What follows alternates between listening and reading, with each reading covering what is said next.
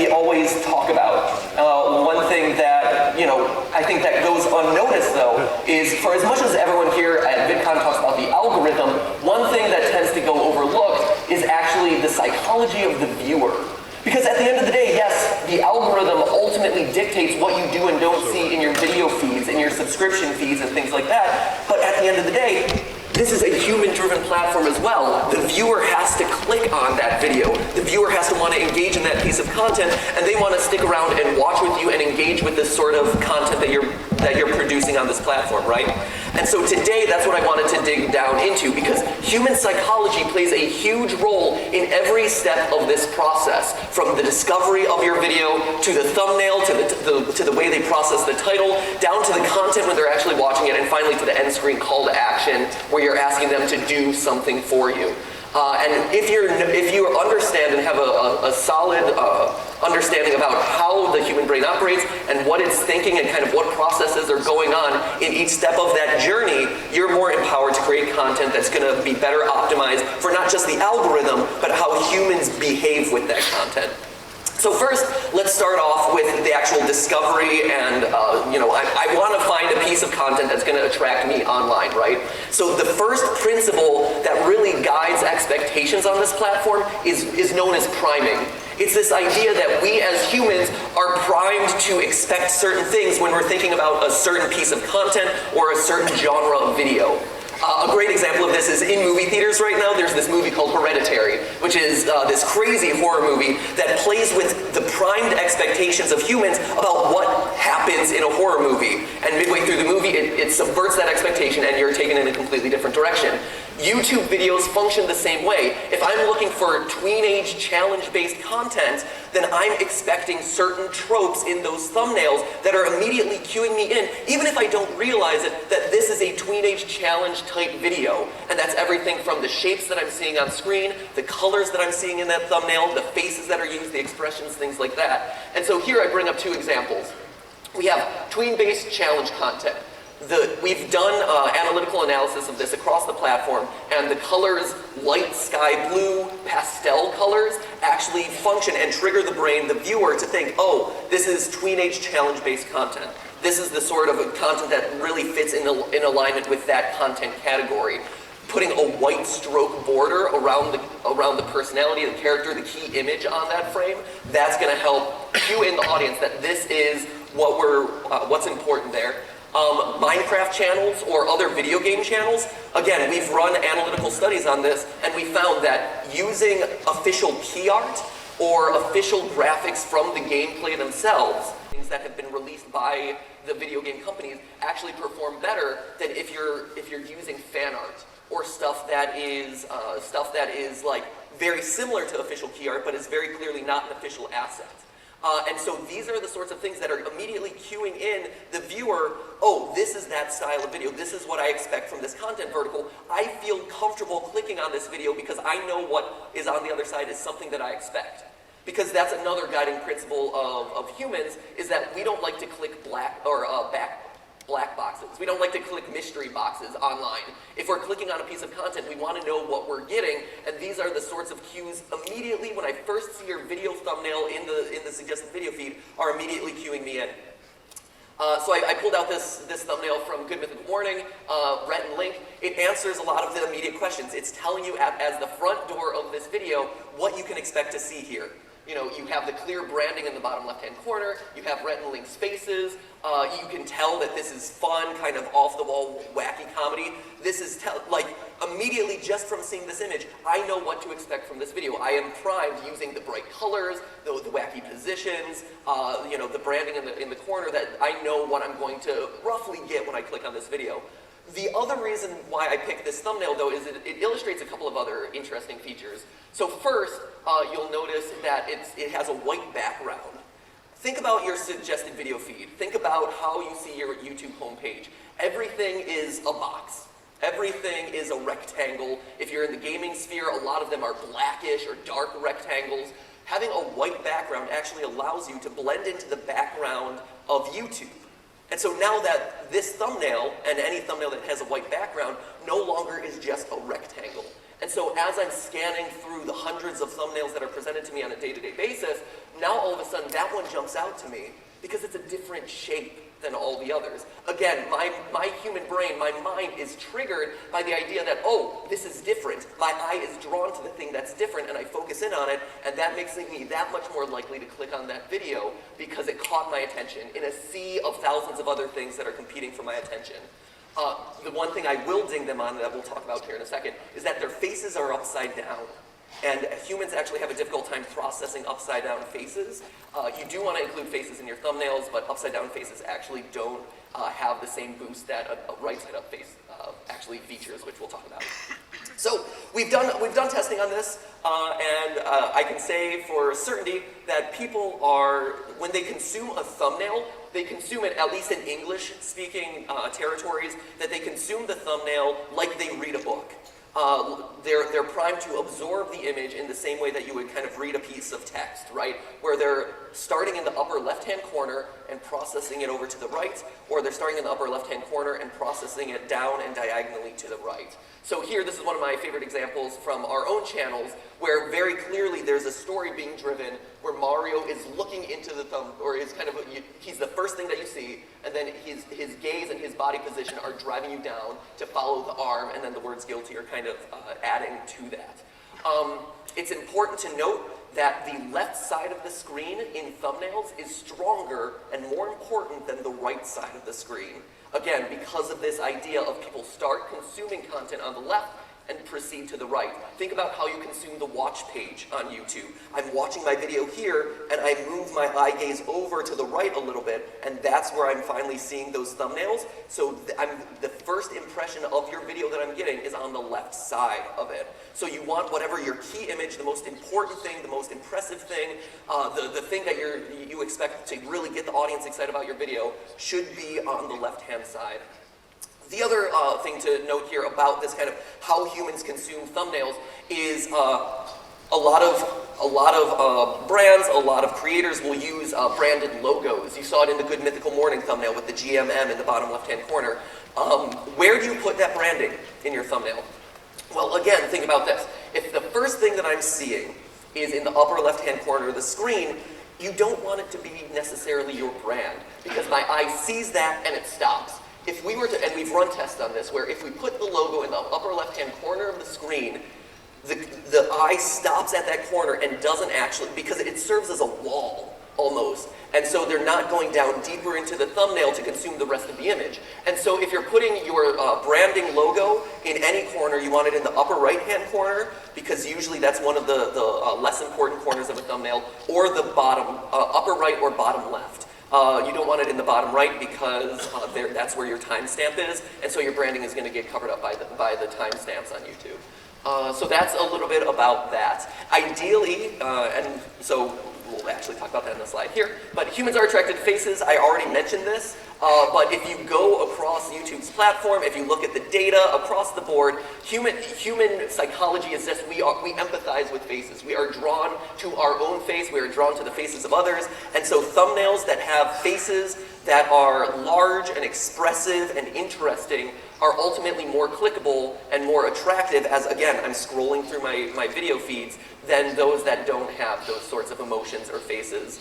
And again, you see this in the data where each step of this, you kind of see more and more click-through. So a basic face is better than a thumbnail with no face. A face with emotion is better than a basic face. A face with emotion that's driving audience into the thumbnail is the best of all. So this is actually one of my favorite thumbnails on YouTube in my years of doing YouTube.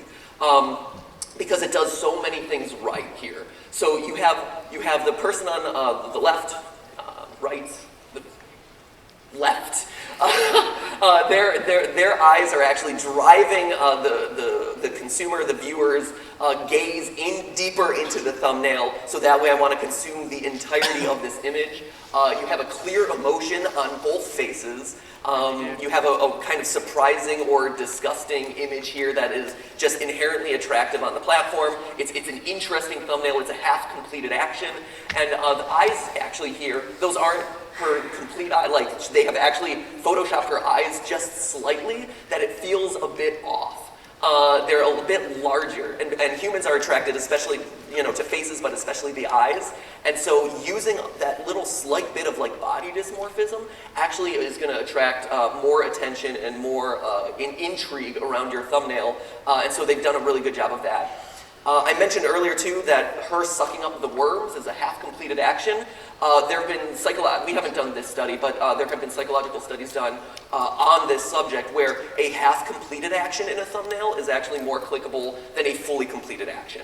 So if I'm, a basketball player, or if I'm doing a basketball channel, a player holding the ball or dribbling is not as exciting as someone mid-shot. A shot that's being completed with the ball going through the hoop is not as attractive as the ball right about to hit the hoop. Because we as humans are uncomfortable with incomplete actions. We want to see how that story ends. And so we click on that video to see how it all plays out. So again, action and half-completed action are the things that are going to really help optimize your content and get people excited to complete their journey and want to figure out how that video ends.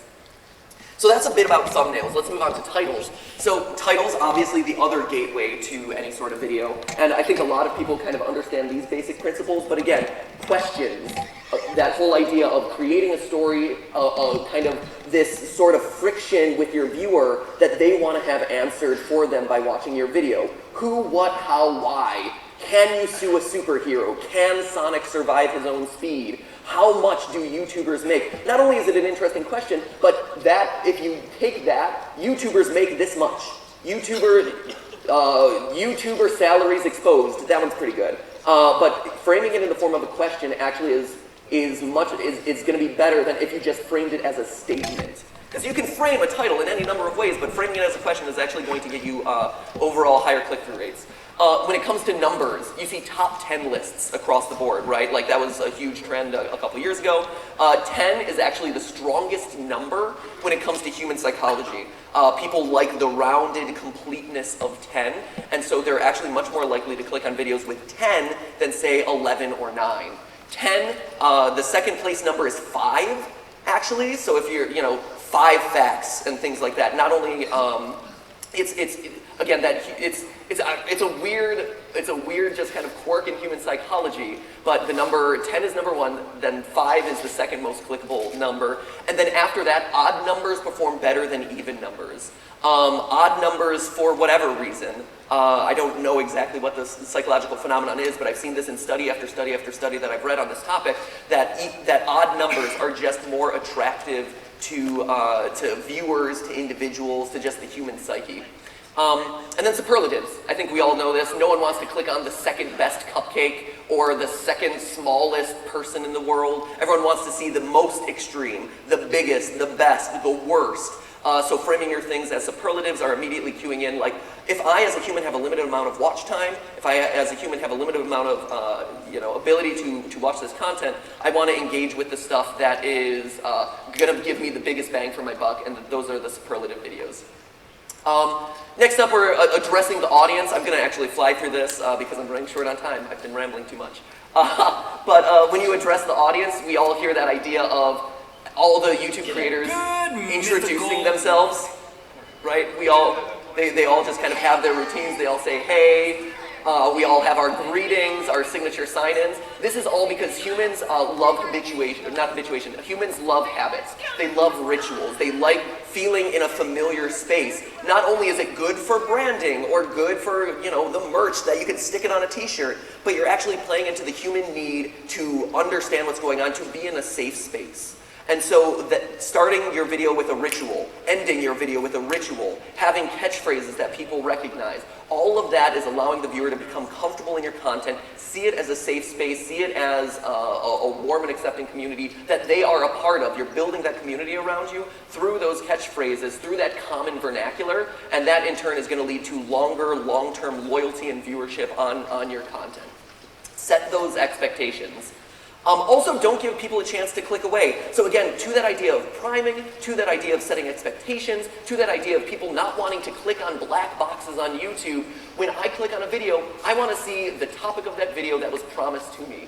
And so variety shows, if you're a Tonight Show, if you're a late night show, if you're a show that wants to cover multiple topics in the same 10-minute, 15-minute video, don't.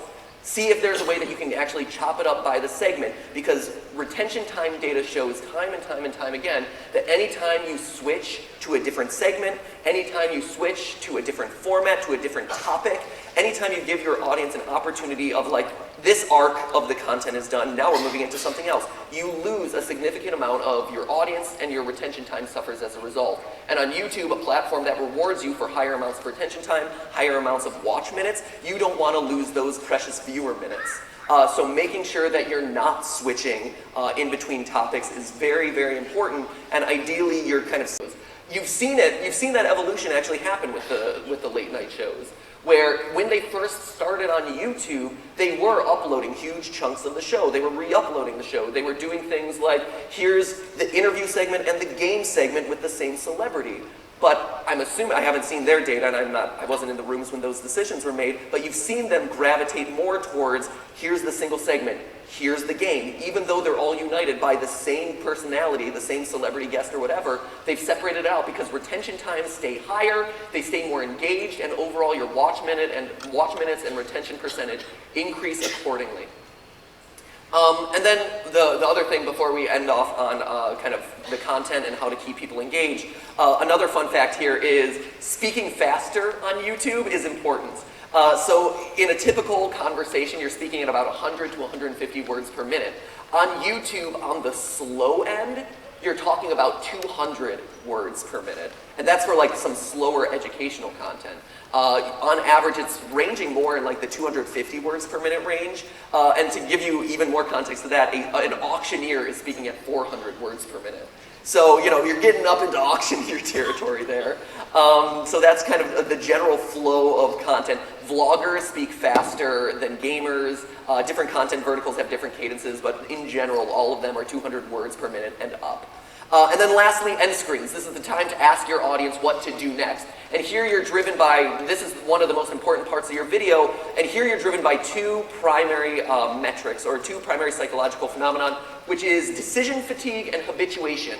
So decision fatigue is I, as a human, only have a limited amount of ability to decide what I want to do next. And I want that decision to be made easy for me.